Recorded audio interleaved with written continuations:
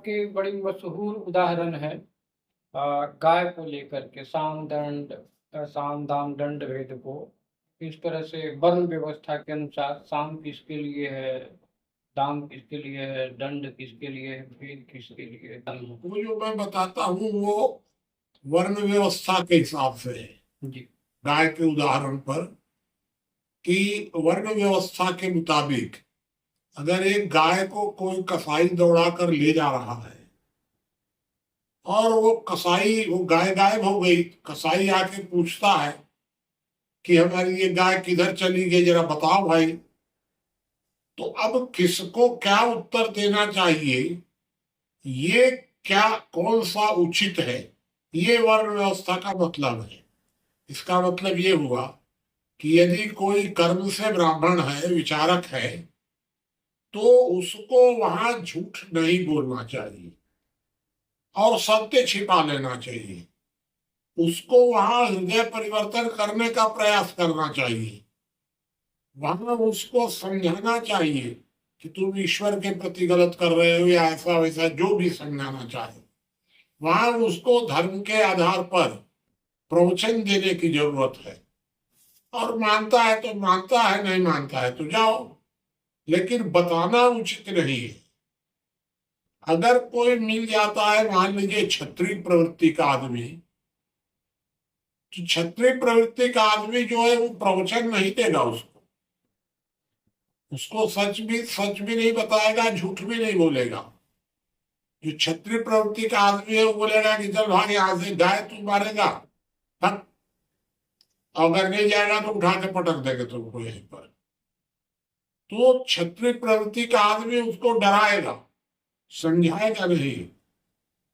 अब मान लीजिए कि जो मिलने वाला है वो वैश्य प्रवृत्ति का आदमी है, तो वैश्य प्रवृत्ति का आदमी प्रवचन दे नहीं सकता है, डरा नहीं सकता है। उसके लिए यह उचित है कि गाय गई है, उत्तर तो बता दो दक्षिण, चाहे मरता रहे खोजता रहे, हम काहे को। तो वैश्य प्रवृत्ति का आदमी जनहित में झूठ बोल सकता है। अब मान लीजिए कि मिला शूद्र, तो वो झूठ भी बोलेगा तो पकड़ा जाएगा, उत्तर दक्षिण करेगा तो कहीं ना कहीं फंस जाएगा, उसको झूठ भी बोलने नहीं आता है। उसको साफ साफ ये कह देना चाहिए कि भाई मैं नहीं देखा, वो अपने को सुरक्षित बचा ले। ये वर्ण व्यवस्था है हमारे। इसी को हम लोग साम दाम दंड भेद चारों के हिसाब से मानते हैं। बीजेपी जो है वो एक जैसे कि अभी आज ही मैंने दैनिक भास्कर में रिपोर्ट एक आई है कि लगभग 95% जो भ्रष्टाचारी पकड़े जा रहे हैं ईडी सीबीआई की ओर से, वो दूसरे पार्टियों पे हैं। उसी में से 20 व्यक्ति आते हैं, 25 व्यक्ति, उसमें से 3 व्यक्ति को बिल्कुल क्लोज कर दिया गया है। उनके सारे रिपोर्ट पर बोला गया कि नहीं, उनके ऐसे उन्होंने कोई भ्रष्टाचार नहीं किया है। 20 व्यक्तियों को ये बताया जाता है कि इनको, भाई इनकी जो कार्यवाही होने वाली थी या चल रही थी उसको अभी ठंडे बस्ते में डाल दिया गया है, मतलब उनको प्रमाण नहीं दिया गया है। तो ये कि मुझे ये लग रहा है कि कहीं न कहीं राजनीति से प्रेरित होकर के दूसरों को दबाना या विपक्ष की राजनीति को खत्म करना, जिसको आप कहते हैं कि पक्ष विपक्ष नहीं, हमें तो निष्पक्ष की राजनीति चाहिए, उस रास्ते में चलने की कोशिश है बीजेपी की। तो इसमें भाई गलत क्या है? क्योंकि राजनीति में तो चारों का उपयोग होता ही है। राजनीति कोई धर्म नीति तो है नहीं। तो जब राजनीति धर्म नीति नहीं है, अरे किसी विदेशी विद्वान ने तो यहां तक कहा था कि politics is a game of scoundrels.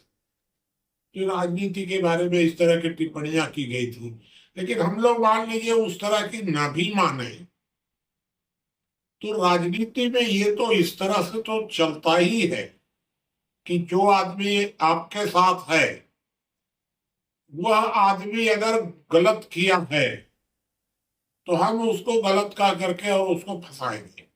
गलत किया है तो देखिए, 1 नंबर, 2 नंबर, 3 नंबर, ये जो 3 नंबर है, ये भले आपको कहीं और नहीं सुनने को मिलेगा, लेकिन हमारी किताबों में आपको हर जगह जी मिलेगा। बिल्कुल। ये 1 नंबर, 2 नंबर और 3 नंबर क्या है? ये जो कार्य आप बता रहे हैं ये वास्तव में 2 नंबर है। अगर कोई व्यक्ति सही है और उस व्यक्ति को सही कहा जाए तो ये हुआ 1 नंबर का कार्य। अगर कोई व्यक्ति गलत है और उसकी गलती को छिपा दिया जाए ये हुआ 2 नंबर। और यदि कोई व्यक्ति सही है और अपने स्वार्थ के लिए उसको गलत कहा जाए ये होगा 3 नंबर। जी, ये क्राइम हो जाएगा, अपराध होगा। अपराध हो जाएगा। तो अगर किसी शरीफ आदमी को, ईमानदार आदमी को यदि भ्रष्टाचार में फंसाकर उसको ब्लैकमेल किया जाए तो ये अपराध हो जाएगा। लेकिन अगर किसी भ्रष्ट व्यक्ति को यदि उसको रियायत दे दी जाए अपने स्वार्थ में कि भाई वो हमको कुछ मदद कर देगा, हम उसको रियायत दे रहे हैं, तो ये तो राजनीति है, इसमें गलत क्या है? कुछ भी गलत नहीं है इसमें। लोकतंत्र के लिए जी, लोकतंत्र में तो यही होता ही नहीं है, कहाँ नहीं होता है। आप हमसे लोकतंत्र की उम्मीद कर रहे हैं कि लोकतंत्र माने धर्म तंत्र के हिसाब से चले, तो आपको देखना पड़ेगा कि आप किस चीज पर चल रहे हैं। आप हमेशा कहते हैं कि राजनीति में व्यक्ति को हमेशा 2 नंबर को घोषित न करते रहना चाहिए।